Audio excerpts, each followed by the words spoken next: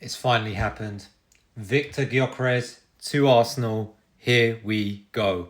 Let's get into this. Yes, so as of yesterday, we got the news that we were all waiting for, and that is Arsenal have now got their number 9 sealed, wrapped up, and he will be delivered as an Arsenal player within the next few days. And look, for me and a lot of the fan base, this is such a huge positive. This is a big step in the right direction. For once, for the first time in ages, we are taking the steps that we need to take to address certain areas of the pitch. And the number 9 was the big one for many, many seasons now. And with it, it marks what is a transfer window that's unprecedented.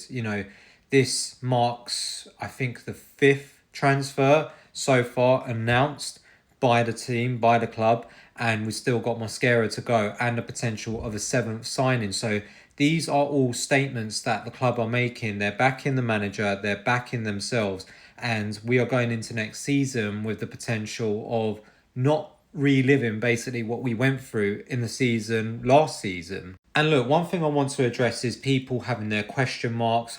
He's a transition striker, this, that, and the other, right? Can he convert what he did in Portugal to the Premier League? And don't get me wrong, those are valid concerns, and those were always going to be the risks with this type of signing, whether it was Sesko, Gyökeres, or whoever you wanted to put in place of this number 9 signing. But for me, the biggest thing about Gyökeres joining Arsenal is some of the stuff surrounding outside stats and tactics and all of that. This is a guy that we're hearing was dying to join us, and I think that goes for a lot. A player wanting to join your club goes for a lot, especially one that has been, at the top of the scoring charts for the past 2 seasons within Europe. But not just that, the insights that we've heard from people surrounding the player in that he has a mentality on him. He wants to prove himself. He wants to show that he can do it at the highest level. And for me, as a striker, that is important. If you do not have the mentality of almost